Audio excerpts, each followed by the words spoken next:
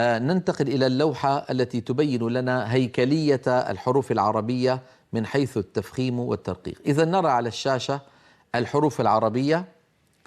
المجموعة الأولى من الحروف العربية حروف مستعلية، وهي السبعة المجموعة في خص ضغط قض. وهذه الحروف دائما مفخمة، إذن هي مفخمة دائما. ما معنى دائما أيها الإخوة؟ يعني سواء كان أي حرف من هذه الحروف السبعة مفتوحا أو مضموما أو مكسورا أو ساكنا أو مشددا، كيفما كانت حاله فهو مفخم، إلا أن هذا التفخيم نسبي له درجات ستأتي معنا بإذن الله تعالى فيما بعد. عند قول إمامنا الجزري: وحرف الاستعلاء فخم واخصصا لإطباق أقوى نحو قال والعصا. عند هذا البيت ستأتي معنا مراتب التفخيم لحروف الاستعلاء. والمجموعة الثانية كما نرى على اللوحة من الحروف العربية هي الحروف المستفلة، وهي بقية الحروف، يعني كل حروف الهجاء ما عدا خص ضغط قض فهي حروف مستفلة. هذه المستفلة لها تقسم إلى مجموعتين. المجموعة الأولى كما نرى مجموعة تفخم أحيانا، وهي الألف واللام والراء، وستأتي معنا بالتفصيل بإذن الله تعالى. وأما المجموعة الثانية فهي مرققة دائما، وهي بقية الحروف المستفلة. إذن لم يشذ عن قاعدة أن الحروف المستفلة مرققة إلا 3 أحرف في بعض أحوالها، وهي الألف واللام والراء. هذا الجدول الذي أمامكم يلخص القضية ويبين الحروف العربية من حيث التفخيم والترقيق. إذن لا يصح لكائن من كان أن يفخم فاء أو هاء أو ميما أو شينا ولا أي حرف إلا خص ضغط قض فقط لا غير، وإلا الألف واللام والراء في بعض أحوالها على تفصيل سيأتي معنا. ننتقل إلى البيت إلى الشطرة الثانية، وهو قول إمامنا الجزري: وحاذرا تفخيم لفظ الألف. نعم، الآن سنتكلم على الحرف الأول من الحروف الثلاثة التي قد تفخم. الحروف الثلاثة التي قد تفخم قلنا بأنها الألف أو الراء أو عفوا أو اللام أو الراء. ألف لام راء، أن تحفظوا ألف لام راء كالحروف المقطعة التي جاءت في مطلع بعض السور. الألف واللام والراء. الألف سنتكلم عنها الآن. الألف الأصل أنها مرققة وأنها مستفلة. كانت العرب تفخمها؟ نعم. متى كانت تفخمها العرب؟ كانت تفخمها إن سبقت بحرف مفخم. إذن قول إمامنا الجزري: وحاذرا تفخيم لفظ الألف ليس على إطلاقه، وإنما احذر تفخيم الألف إن سبقت بحرف مستفل أو بالأحرى مرقق، فاحذر تفخيمها. يعني ما يصح أن يأتي مثلا ميم وتفخم الألف التي بعدها. حاذرا تفخيم لفظ الألف، يعني تقول مثلا مالك يوم الدين، ما يصح. إياك نعبد، إياه لا تقول العرب إياه، بل تقول إياه، إياه ما مالك. فإذا قول إمامنا الجزري حاذرا، وأعود فأقول هذه النون حاذرا بمعنى احذر، والنون نون التوكيد الخفيفة، احذر تفخيم لفظ الألف. ليس هذا الكلام على إطلاقه، وإنما إن سبقت الألف بحرف مرقق رققت، مرقق رققت، وإن سبقت بحرف مفخم فخمت. نعود إلى اللوحة. وحاذرا تفخيم لفظ الألف، أي احذر تفخيم لفظ الألف إن سبقت بحرف مرقق، نحو بسم الله.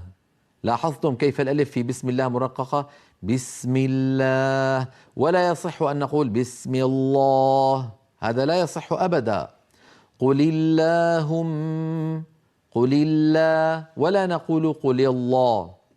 إياك، إيا، ولا نقول إيا. من السماء، ولا نقول من السماء، لا تفخم الألف أبدا.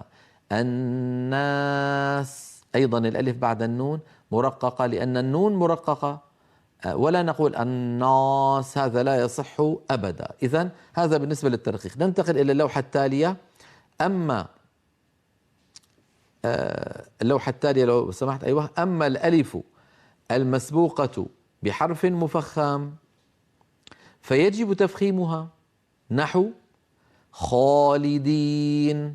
لاحظوا بارك الله فيكم، الخاء مفخمة وبالتالي كانت الألف التي بعدها مفخمة، خالدين، ولا نقول خالدين.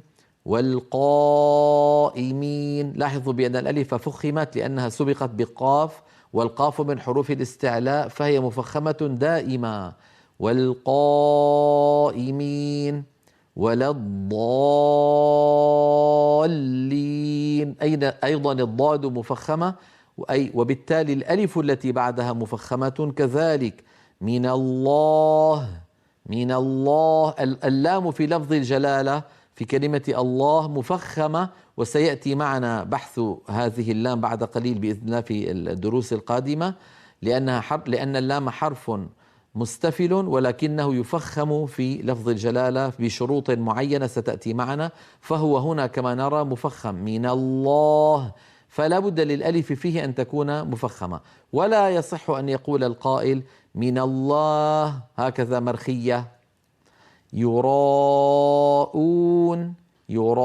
أيضا هنا الألف جاءت بعد الراء المفتوحة، والراء المفتوحة مفخمة كما سيأتي معنا، فلا يصح أن نرققها، يعني لا يصح أن نقول يراءون لم تفخم الراء ولا الألف بعدها.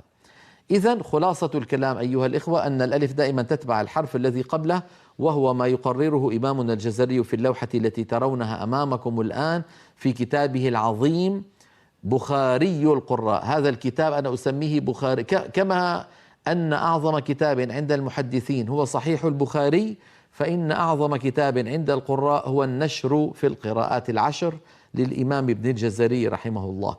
قال الإمام الجزري في النشر: وأما الألف فالصحيح أنها لا توصف بترقيق ولا تفخيم، بل بحسب ما يتقدمها، فإنها تتبعه ترقيقا وتفخيما.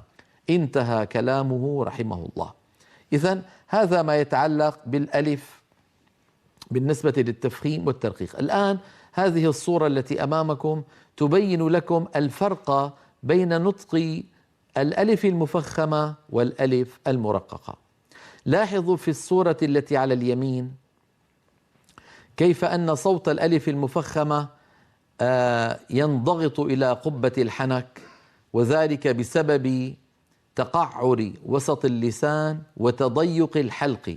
كيف يتضيق الحلق؟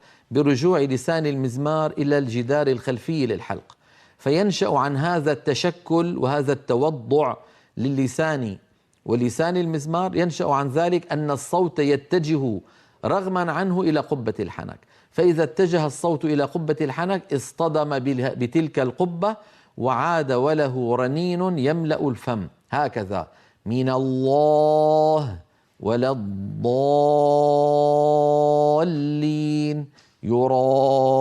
يراءون. بخلاف الصورة التي ترونها على يسار اللوحة، فهي تمثل نطق الألف المرققة التي ليس في اللسان تقعر وليس في لسان المزمار رجوع إلى الجدار الخلفي للحلق. لاحظوا الفرق بين الصورتين، انظروا وضع لسان المزمار على اليمين وكيف أن المجرى الحلقي قد ضاق وصار ضيقا، بينما المجرى الحلقي على يسار اللوحة عريض، وبالتالي لم ينضغط الصوت إلى أعلى الفم بل خرج إلى خارج الفم مباشرة، كقولنا من السماء، من ماء مثلا، وهكذا كل مالكي، وقيسوا عليها بقية الحروف المرققة. نرى مكتوبا على اللوحة في السطر: يصاحب الألف المفخمة تقعر لوسط اللسان وتضيق في الحلق بخلاف المرققة.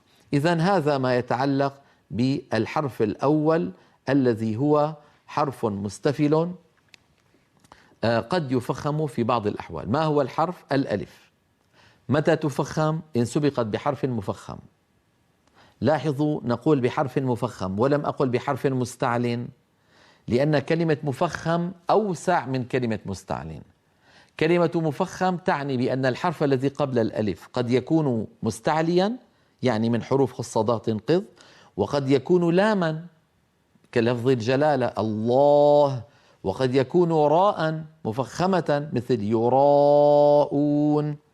إذن لذلك قلنا تفخم الألف إن سبقت بحرف مفخم، فشملت هذه الأشياء الثلاثة. بينما ترقق الألف إن سبقت بحرف مرقق. مرقق تشمل كل حروف الاستفال، وتشمل أيضا اللام والراء إلا في الأوضاع التي قد تفخم فيها اللام والراء، وستأتي معنا بإذن الله هذه الأوضاع.